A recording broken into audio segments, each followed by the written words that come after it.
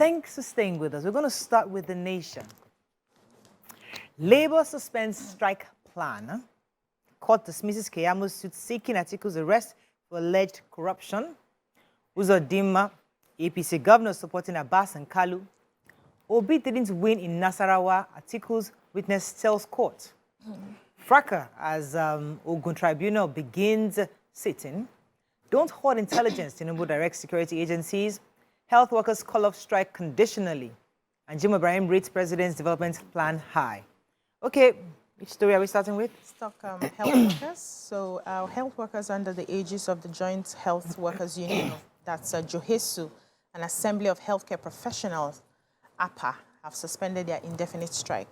So according to the nation, they said the unions had a meeting with President Bola Ahmed Tinubu around 1:30 p.m. yesterday at the Villa in Abuja.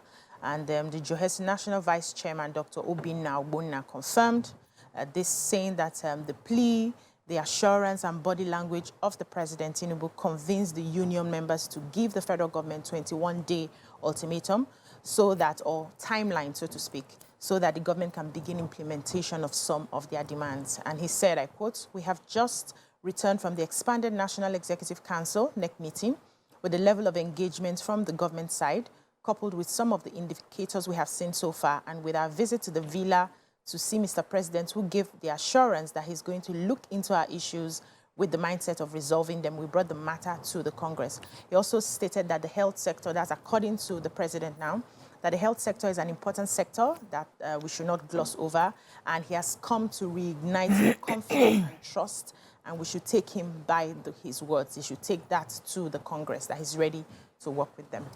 Okay, so go ahead. The headline, which is organized labor last night have put off the planned strike over the removal of the petrol subsidy by federal government.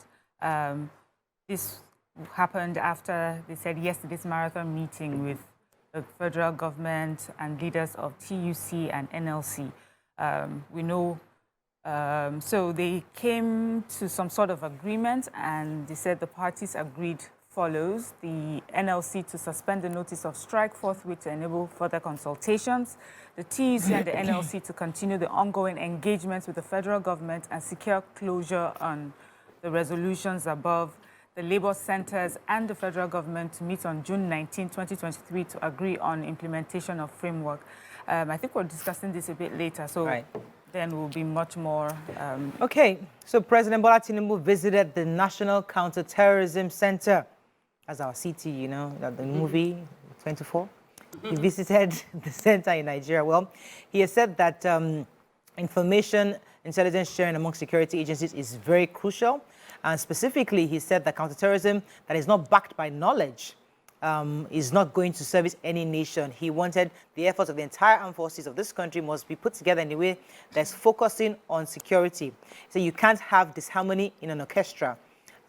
We must focus on one tunnel, coordinate, share information, share intelligence, and work together. So him being there obviously demonstrated that the importance of ensuring that we have the right intelligence to be able to conquer the issue of terrorism in our nation. So I'm happy that he's saying that all the agencies must work together and share information, and nobody must hold information to the security of this nation. Still within the security space, the nation sat with the former Inspector General of Police, and he was expressing strong confidence in the ability of the President Tinubu, Ahmed Tinubu, to be able to handle the insecurity challenges in the country. He said that if anybody asks about how he feels concerning insecurity in Nigeria, he would say he trusts President Bola Ahmed Tinubu 100% because he worked with... Who is this, Jim Ibrahim? No. Mike Okiro, okay, former Inspector General of Police. He said that when he was the now president was governor of Lagos State, there was major insecurity before he got into power, and he had to tell the governor at the time that they had challenges, and every time there was a question, he was able to respond to it. He said he needed fuel. They created a fuel dump in Alausa where all patrol vehicles were going to get petrol. He said the innovation of creating a police trust fund, which other governors in other states have now followed, he can say without fear that in the next 3 years, we will see a major improvement in the security landscape of Nigeria. I want to join in his optimism and pray that we would all testify as a nation that we have a safer country in 3 years. The Punch. Subsidy NLC kicks as court stop strike. Police warns hoodlums. Picture story here. 1 billionaire petrol, other smuggled goods seized in May, says Customs. Unilag undergraduate shot dead over stolen phone. FD records 930 billion naira 2-month fiscal deficit, says CBN. Tinubu would turn economy around, says Jimo Ibrahim. Nigeria Air reps grill FG officials today. Foreign trade declines by 2.6 trillion over forex shortage, says NBS. Presidential election, Atiku witness alleged poll fraud. Okay, which story are we starting with? Human interest stories, a very painful one. Said an undergraduate of the University of Lagos, identified as Adekunle, was on Saturday shot dead by armed robbers at Harvey Road, Moore Road Junction in Yaba area of the state. According to the story, they said Adekunle and his schoolmates boarded a shuttle bus from Yaba to Unilag, and while in the vehicle, a man who was hanging at the back of the bus dispossessed Okpeyemi, that's the girl, with her iPhone 7 Plus. And, the Adekunle, now, Okpeyemi raised the alarm, and Adekunle decided to chase after this young man. And while he was chasing him, getting very close to, apprehending him, some hoodlums around, probably in connection with the thief, one of them just came out and shot him in the head. You're kidding me. They say he landed in the left side of the head and he died instantly. The police is aware of what has happened. They have evacuated him to the morgue. They are promising investigation to, commence. And the young lady was crying, saying that it was because of her phone.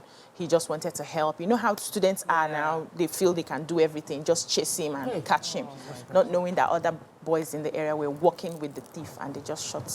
Poor boy lost his life. It's just a painful story. Really sad. You know, we have guns like that people can just bring out gun in the middle of the street and shoot somebody. My sister. Robbers. Any other story? Yes. So we've got the story of, so this is Nigeria Air.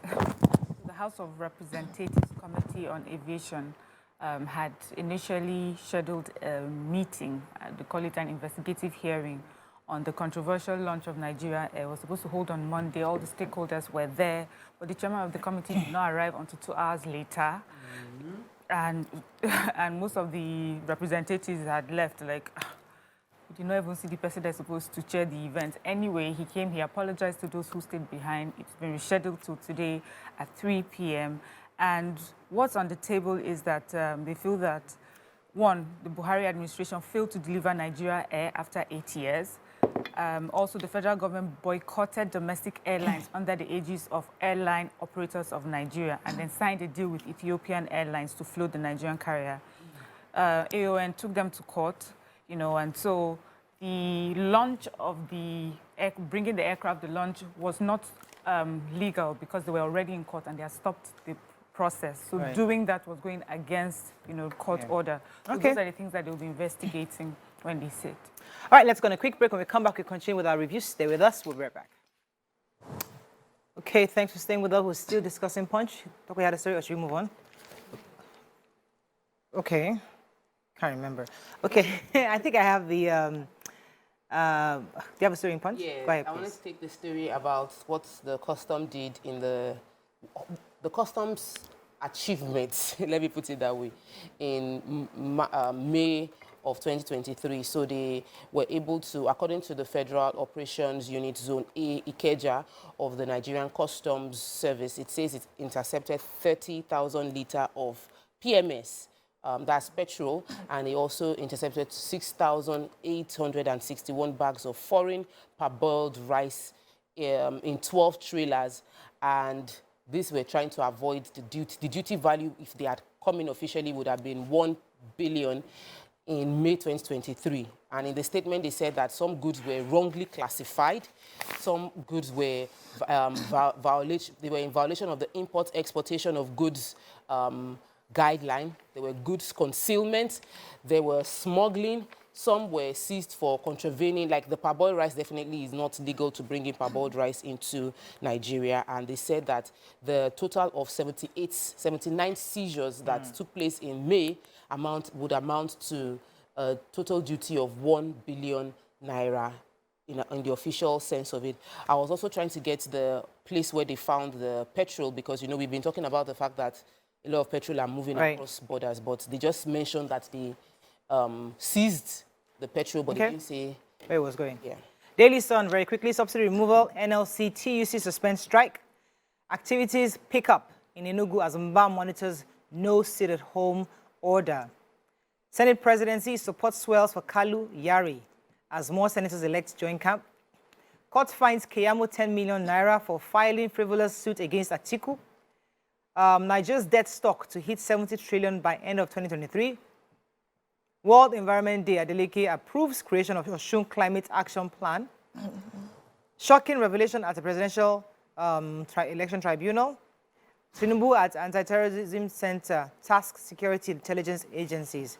Okay, which story are we starting with? I'll start with World Environment Day. So this is Osun State, and the governor has approved the creation of the State Action Plan to save planet from climate change. He disclosed that this is through his spokesperson, disclosed that the creation of the Department of Climate Change is underway at the Ministry of Environment, and that the creation of a business carbon project is also subject of discourse with the leadership of the Osun State Chamber of Commerce and Industry. It's just interesting to note, that they are interested in the important conversations happening globally. I also know that the nephew of the governor of Osun State is also like an ambassador for one of our biggest organizations, on environment. So maybe that has sort of rubbed off on him, I don't know, or just being part and parcel of important conversations that are happening around the world. And I think is a welcome development, and we celebrate it as well. Execution is next. So I was supposed to take a story yesterday. Because of time, I didn't get there. The governor of Enugu State, Dr. Peter Mba, had said that there is no more sit-at-home in Enugu State, and they're trying to see how they can get across the southeast, that this has crippled the economy of the southeast for a long time. The people need to find a way to come out and go about their own businesses because they're actually hurting themselves.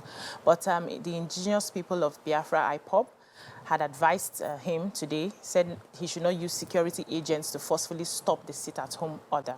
So the spokesperson of the group, Ima Powerful, said that drafting security agents to quell the directive will amount to giving license to killing of his members and people from the southeast. He said IPOB on their own had already suspended the sit-at-home directive, and they have advised that they must use caution, to get the people. It's just about conversing with people, getting them to understand that they can now come out and trying to fish out all the people who are still enforcing the sit-at-home, but they must not use security agencies. They must not use security officials so that we don't have people, shooting and killing each other. But talks must be ongoing so that people understand the benefits of coming out to go about their businesses. Okay, so still towards the inauguration of the National Assembly next week, Tuesday, all the various groups that are the political divides for the senators concerning who's going to become the Senate president and has continued. So we have Senator Orji Uzor Kalu and Abdulaziz Yari went to visit former President Buhari in his house in Daura, and they went with them 22 other senators just to show some numeric strength and fact that they have some kind of support. So they were there, and Kalu had told newsmen that he had joined forces with Yari towards achieving his political ambition. According to findings, the president received them warmly, and they were in Daura to congratulate the former president and pray for his health, especially after office, and assured him that they were working towards a cordial legislative executive relationship under the new administration. So everybody's just showing the amount of support they have, especially in the National Assembly. We're waiting to see exactly specifically what the NWC of the APC have agreed as regards where they're zoning to and who they're going to be supporting for the Senate president. Some have said it's Akpabio, others are saying it's Senator Orji Uzor Kalu. We'll see until next week, Tuesday, when all this will be put to rest finally. Okay, still talking about the 10th National Assembly, the Policy Legal Advocacy Group, which is a leading non-profit organization for democracy and good governance, has called for transparency, said that we're going to be having the new administration, the 10th Assembly is expected to, the president would issue a proclamation for the 10th Assembly next week, and they're expecting that in line with the principles of separation of powers, that it should be devoid of interference from the executive arm or any intimidation or harassment or even use of state machinery. Obviously, it seems like these people are saying a different thing from what is going on, because those that are canvassing are going to visit former presidents, see how to do show of strength. But he's saying that for this body, plaque, is saying to strengthen democracy, they must be allowed to choose their leaders democratically within the floor of the National Assembly without any interference from anybody outside. You know, we had a guest before that was trying to give us, explain of the scenario of, that had a consensus of voting, trying to explain to us the different benefits of each. We'll see which one plays out. Moving on now to Vanguard. Subsidy, NLC Tuesday suspend strike. We took that story already. Atiku versus Tinubu, I signed Nasarawa result under Duress, witness tells court. Or attack, survivors groan, families of victims relieve sad experiences 1 year after. Counter-terrorism fight must be backed by intelligence, says Tinubu. 10th National Assembly, why court stopped arrest of ex-governor Yari. Presidential Tribunal, Obi tenders results of 8 more states in evidence. An SPV saga, court declines to order Atiku's arrest, fines Keyamu 10 million naira. I was going to take the families of the victims that were murdered a year ago by terrorists at the St. Francis Catholic Church in Owo, have continued to recount their ordeals. In particular, if you recall, about 41 worshippers, yes, about 41 worshippers, including children and the aged, were murdered in cold blood during morning mass by the terrorists. One lady in particular, her name was Monogbe Rita, she lost her husband and 2 sisters, and said that the incident would remain indelible in her heart forever. She was saying that her husband, who was a police officer, was trying, when they heard the gunshots, was trying to stand up to see what was going on outside, and that's when he was shot. And then his sister, who was trying to pull him down, not to look out through the window, too, was also shot. He said that immediately people started running inside. I saw some hefty men clad in black, so they ran back after consistent shots and all that. So she was just recounting the horrors, and many of them still feel they don't have closure, obviously, because they've not been able to arrest and convict the perpetrators of this gruesome attack. So many others shared their stories. So it's been a year, and she said she was given 500,000, and the church also supported her with starting capital to commence her business and scholarship for her children. So there's been a bit of support from government and church. But I guess full closure comes when these perpetrators are caught and then convicted. Okay. We can Any other story? So yes, North Central, we are shouting. We're saying, we are saying. So in Abuja yesterday, Reverend Dominic Alancha, who is the convener, concerned APC stakeholders, North Central Zone, have announced that Senator Akume, giving the SGF, secretary to the government, and that is being touted as a compensation to the North Central. They have refused to accept that as compensation. They said that is compensation to the past governor, that's the former governor of Benue State and former minister of special duties, for his contributions towards the party. But he's asking the APC that they should review their zoning, that because the way they are going about it, if they're saying that the North Central has already been compensated, are they saying that if they give the Senate President to South-South, give the Deputy Senate to Northwest, then come and give Speaker to Northwest? It does not make sense. It looks like the zoning is skewed against North Central. Please do not say that because Akume is SGF, that means that we have been compensated. We have not been, and we're asking for speakership. We are asking for speakership. We are asking. So the National Assembly, the 10th Assembly matter is serious. Apparently, the Senator Yari has gone to court to ensure that ICPC, EFCC, and all the CCs cannot are restrained from arresting him. Oh. They feel that these agencies want to arrest him and keep him from being sworn in because he has aspirations to become the Senate President of the 10th Assembly. And when he went to court, the court now has given an injunction that they should not, the EFCC or ICPC should not arrest him or detain him while the court case is going on. So he's in court for a case, but he's aspiring. Okay.